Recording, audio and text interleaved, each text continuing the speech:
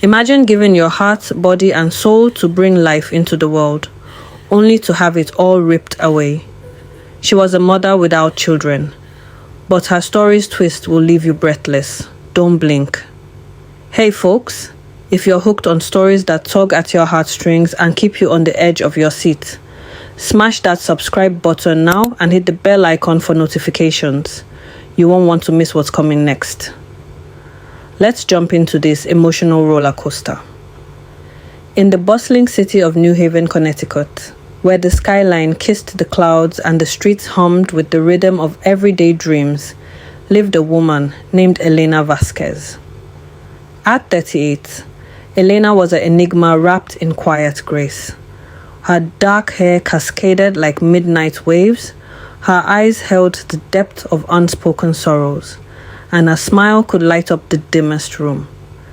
But beneath that exterior lay a story woven with threads of love, betrayal, sacrifice, and an unyielding resilience that would shock anyone who dared to unravel it.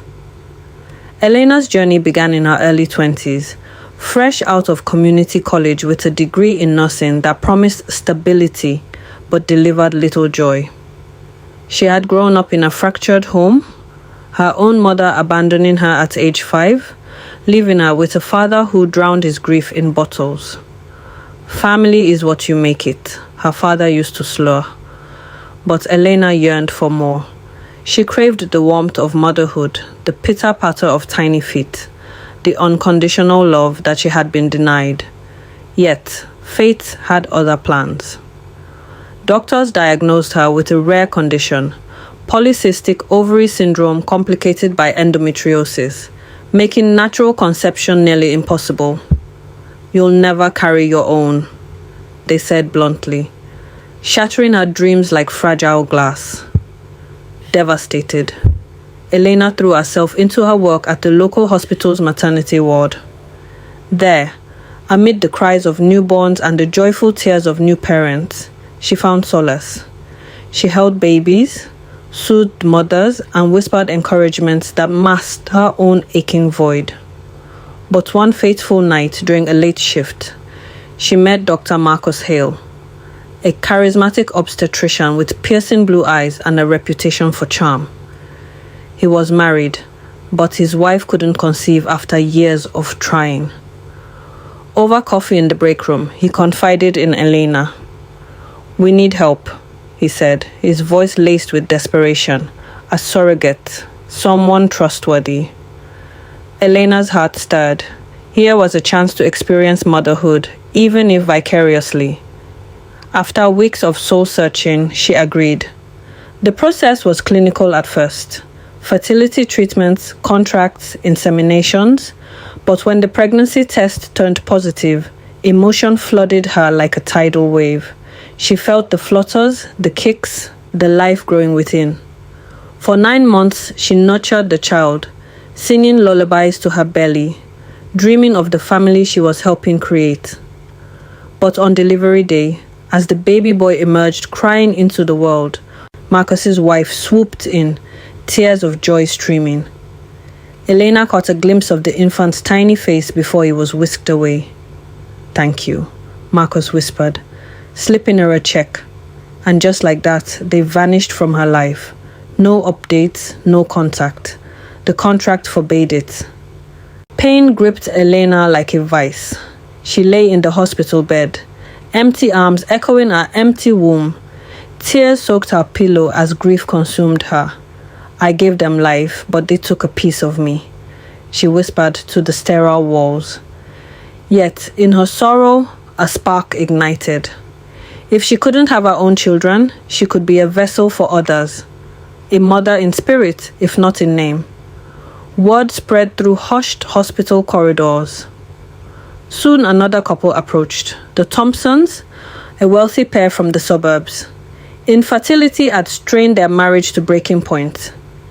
Elena, still healing from the first experience, hesitated. But the promise of purpose pulled her in. This time, it wasn't artificial insemination. The husband, David, suggested a more natural approach to ensure success. citing medical studies on conception rates. Elena, vulnerable and longing for connection, consented. Their encounters were brief, passionate, charged with the weight of creation. When the pregnancy confirmed, joy mingled with guilt.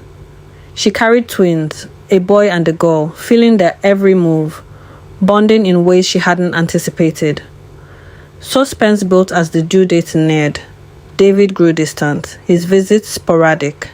Elena sensed something amiss, but dismissed it as paranoia.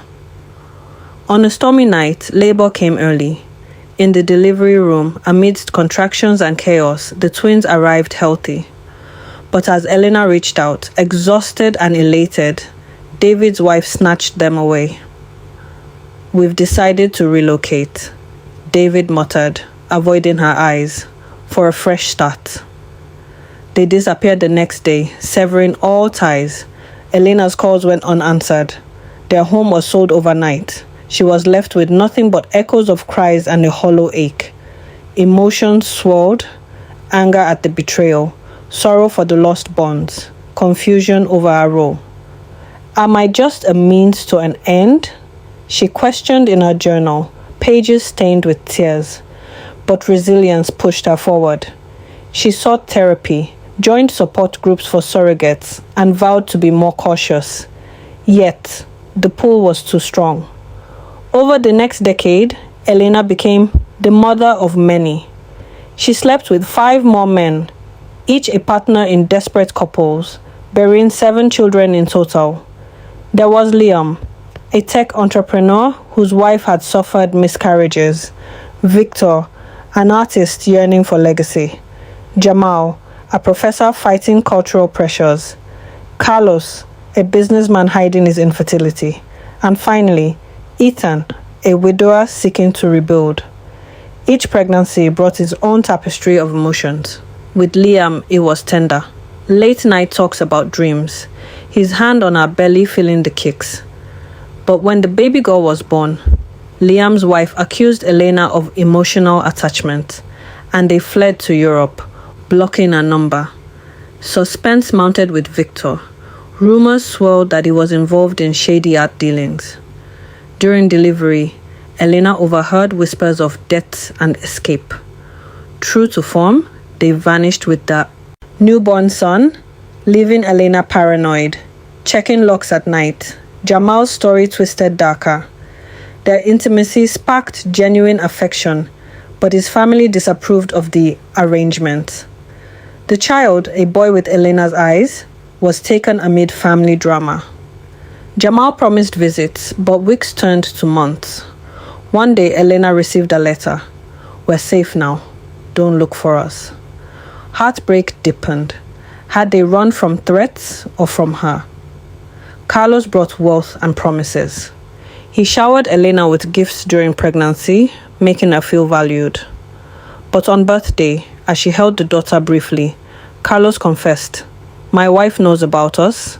We're starting over elsewhere." They boarded a private jet that night, the child in tow.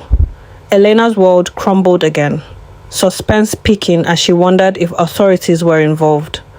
Was this kidnapping or just cruel abandonment? By Ethan's turn, Elena was weary, her body scarred from cesareans, her spirit frayed. Ethan was different, kind, grieving his late wife.